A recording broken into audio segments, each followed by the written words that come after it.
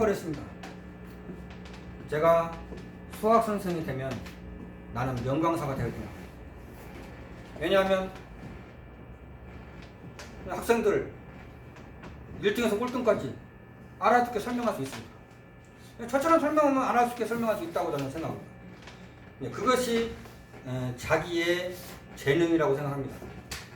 저는 기네스북이라는 것을 생각할 때 모든 사람들은 할 수 없어. 이 세상에 모든 사람들은 할 수 없지만 그 사람이 할 수 있는 것은 그게 기네스북 아닙니까? 저는 그런 것을 생각을 하면서 선생님들이 학생들에게 정말 이해시킬 수 있는 그런 설명을 연구를 해야 될 것입니다. 자기 생각으로만 설명하니까 못 알아들 수가 있는 것이고요.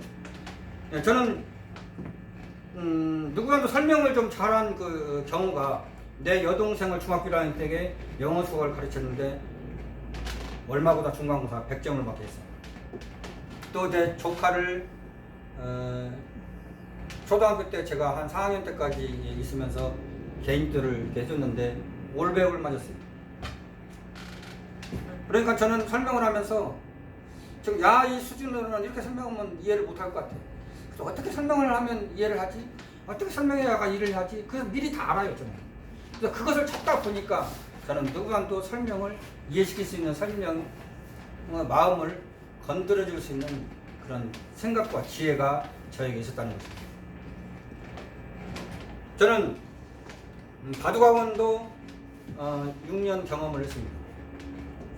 바둑학원 하면서도 저는 학생들을 빠른 속도로 실력을 올렸는데 그런 거에 제가 이제 어느 지역에서 4개 바둑을 치는 중에서 제가 제일로 숫자가 적고 늦게 시작했지만 어느 날 우승 3개 중에 2개를 따왔고 또 어느 날 우승 10개 중에 7개를 저희 학원생이 우승을 시키는 그런 기적 같은 일을 해냈습니다.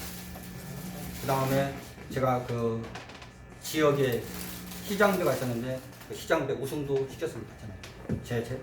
저희 학원 학생들에게. 저는 그런 것들을 그런 경험이 있었고요. 저는 지금까지 이제 살아오면서 제가 이제 저는 제가 공부로 공무원이 되든 뭐 선생님 되든 공부로 좀 성공을 하고 싶었는데 저는 그 뜻을 못 이루었습니다.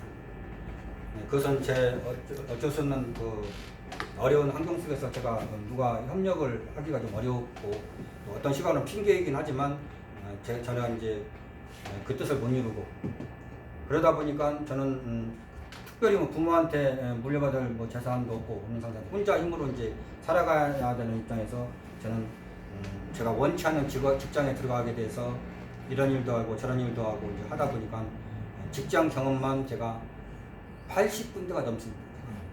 그런 남들이 경험하지 못한 그런 어려움과 가난과 힘든 것과 고난과 무시와 치욕적인 일과 다 그런 것들을 체험하면서 내 삶을 살아오면서 저는 이제 그런 체험 속에 사람들은 능력이 되는 겁니다.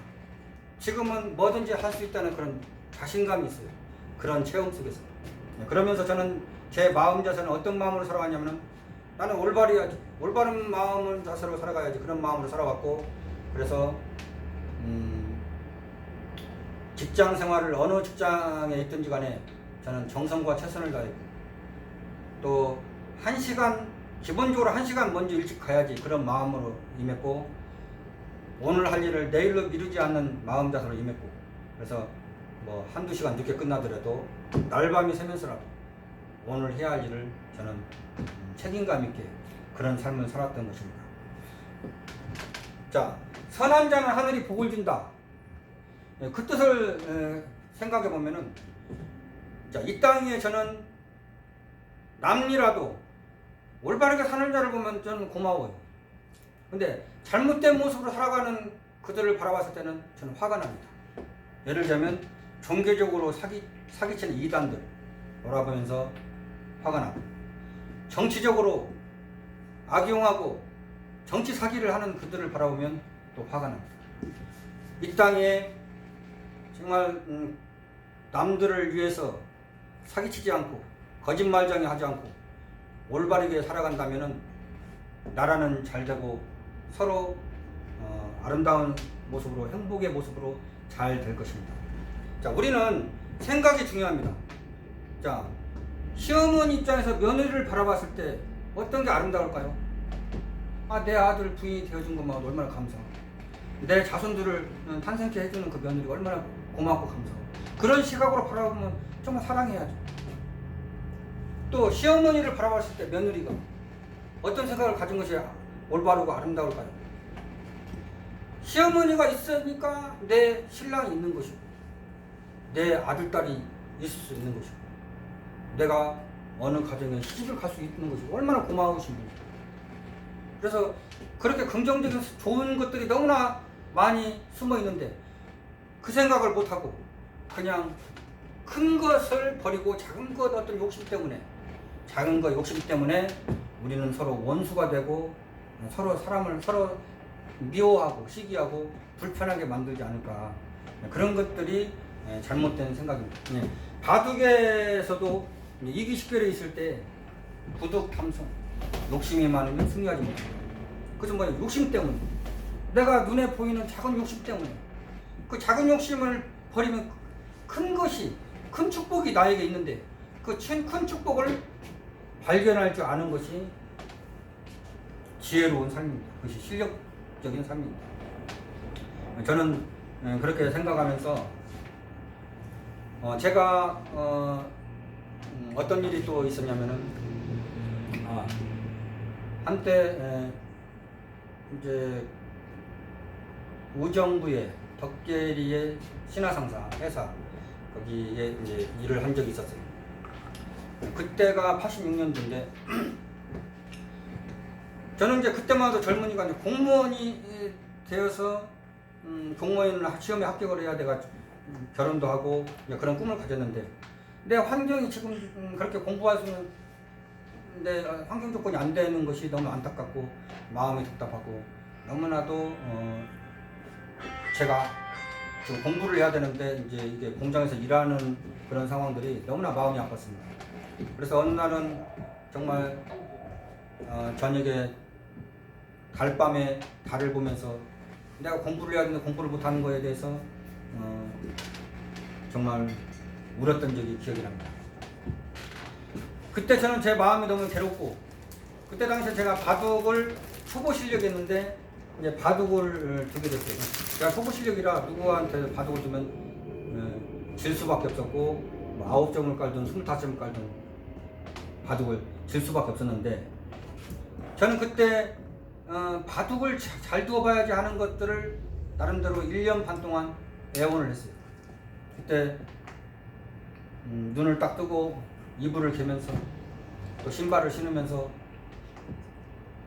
화장실을 보면 일을 보면서 세수를 하면서 또 식사를 하면서 또 걸어가면서 전철에서 손을 잡으면서 박스를 올리면서 저는 오직 바둑을 한번 잘 두어봤으면 그렇게 마음속으로 외쳤습니다. 그런 긍정적인 마음이 아마 우주 세포구조는 나에게 바둑의 지혜가 이렇게 들어오려고 통로가 열렸는가 봐요. 지금 생각해보면. 그렇게 바둑에 대해서 애착을 갖다가 제가 이제 88년도에 군포로 직장을 옮겼습니다. 군포로 직장을 옮기면서 도로가상에 이제 바둑 학원이 보여서 바둑을 잘 두고 싶은 욕심에 학원을 한번 들렸습니다. 바둑을 좀 배워보려고. 그랬더니 그때 7살 먹은 어린아이가 있었는데 그때 그 원장님 아들 같았어요. 가가 한 1년 반 정도 하루 종일 바둑만 공부하는 애였어요.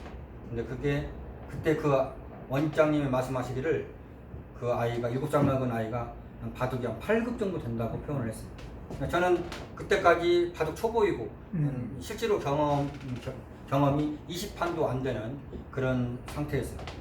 그러니까 저는 초보 실력이었고, 굳이 내 바둑 급수 실력을 말하자면 제가 바둑학원에서는 30급부터 시작하는데 제가 한 25급 수준이라고 봐야 됩니다. 그때 당시에. 예, 그런데 가하고 이제 바둑을 훅을 잡고 이제 대결을 했는데 제가 만방으로 쳤습니다.